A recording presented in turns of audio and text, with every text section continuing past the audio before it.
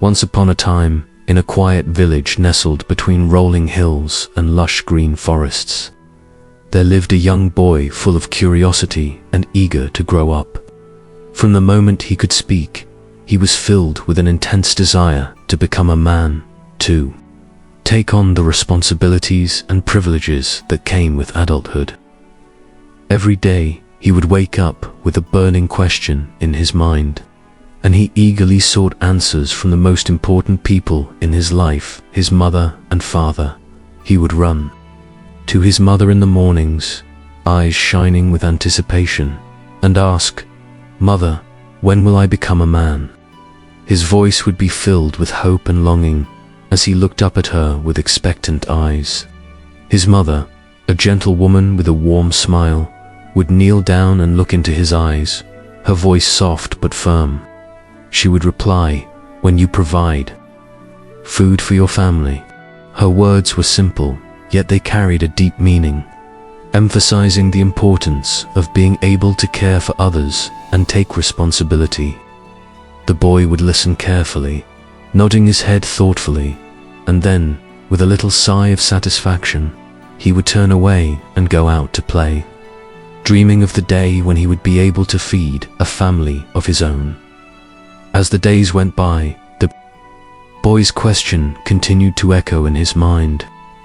Each morning, he would approach his mother with the same question, "Mother, when am I a man?" And each night, he would ask his father, "Father, when will I become a man?" His father, a kind but stern man, would sit by the fire and look at his son with a mixture of pride and gentle patience. He would answer, "When you build a house to rest in after a hard day's work." The boy would listen intently, imagining himself constructing a sturdy home where his loved ones could find comfort and safety. Each day, he would think about what it meant to be a man, a provider, a builder, someone who creates a home and takes care of those he loves. The boy's questions persisted, and his parents' answers became familiar melodies in his young life. Every evening, just before he closed his eyes to sleep, he would ask again, "When will I be a man?"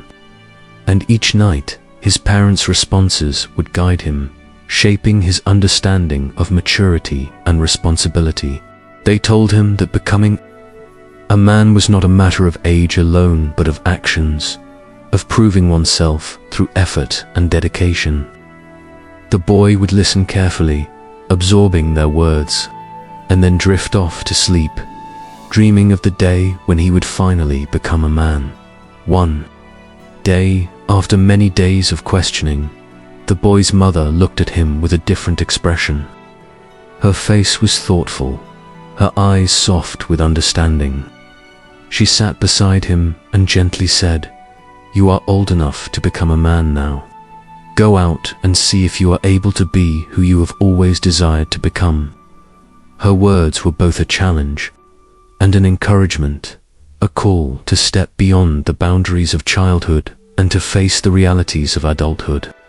But the boy, hearing her words, felt a strange mixture of excitement and uncertainty. He didn't quite know what to do. He had never been responsible for a family before, nor had he learned how to feed or care for others. The idea of providing food, building a home, and caring for loved ones seemed distant and overwhelming. He was a boy full of dreams, but lacking in experience. He didn't want anyone to know how clueless he truly was, so he decided to set out on his own, to find a way to become a man by figuring things out himself. He believed that if he could just find a family of his own, he could learn what was needed, what it took to be a provider, a protector, and a caretaker.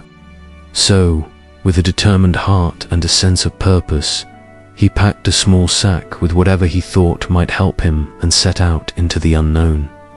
The boy wandered through the forest, the trees towering above him like silent guardians. The sunlight filtered through the leaves, casting dappled shadows on the ground as he walked. Soon, he came upon a beautiful bush bursting with ripe, colorful berries, red and purple, plump and tempting. His stomach growled at the sight, and his mind raced with thoughts. These look good to eat, he thought to himself.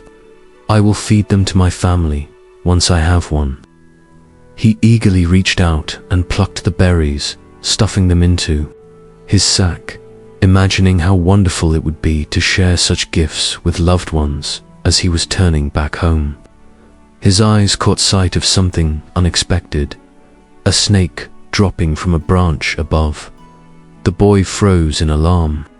The snake, a sleek creature with shining scales, slid down and rested on the ground, eyeing him cautiously.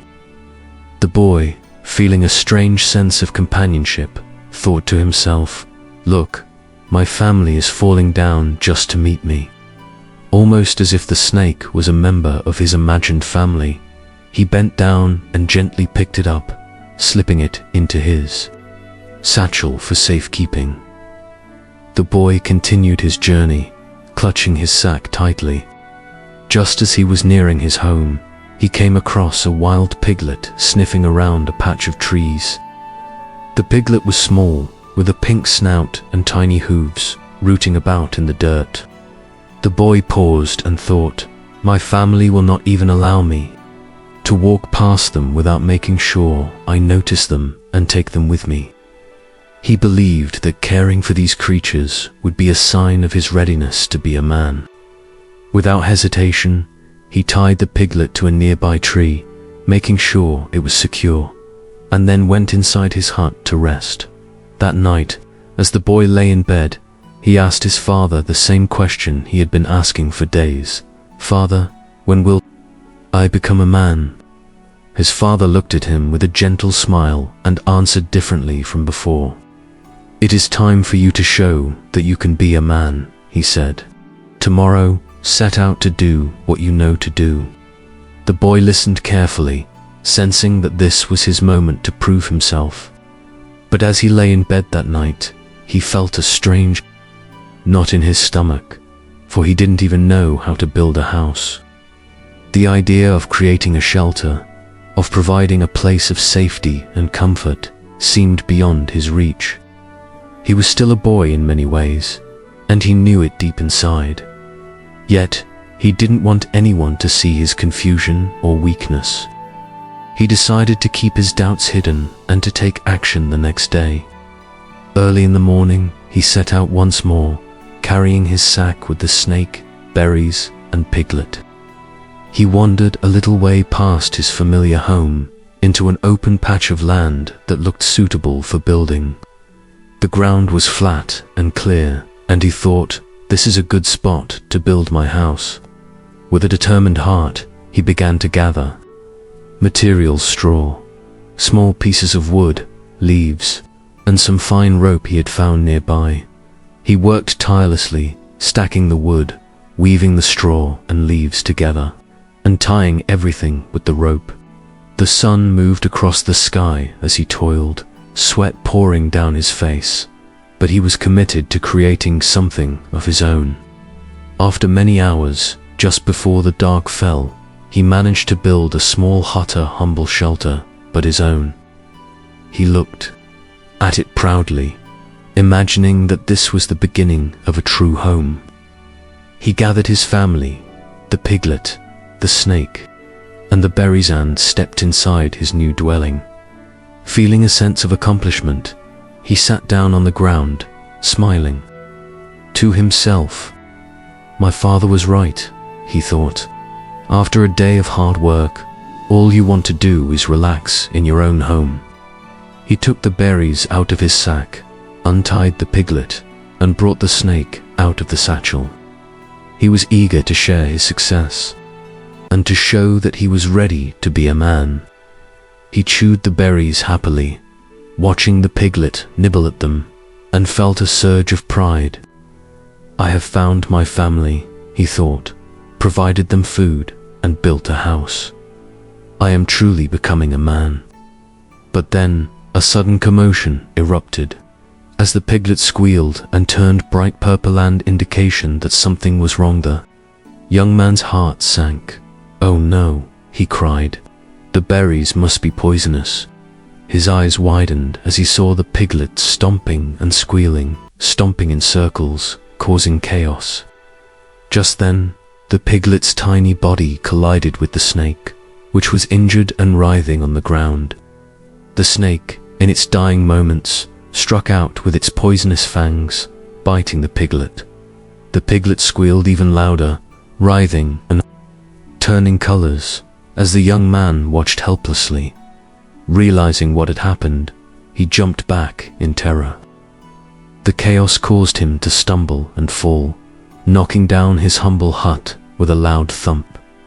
Scattered straw and debris flew everywhere as he fell to the ground, overwhelmed by disappointment and confusion. His family was gone, poisoned and injured, and he was left standing amidst the wreckage of his efforts, with a heavy heart. The boy trudged back home, his shoulders slumped and his spirits crushed. He told his parents everything that had transpired: the berries, the snake, the piglet, and the ruined hut. His parents embraced him warmly, their faces full of understanding and love. They told him cheerfully, "We knew you would have trouble, son, but you wanted to grow up so badly. You see, becoming a man isn't easy. It takes time to learn what it truly means to be responsible and wise. Enjoy being our little boy. Enjoy every day while you can, because tomorrow will come whether you're ready or not." That night, the young man didn't ask any more questions. Instead, he lay in his bed with a gentle smile, feeling the warmth of his parents' love and the comfort of knowing that he was still a boy at heart. He thought about all the lessons he had learned, the mistakes he had made, and the time he had left to enjoy his childhood. Though he hadn't yet become a man in the way he had imagined, he understood that each day was a gift, a new opportunity to learn, grow, and cherish the innocence of youth.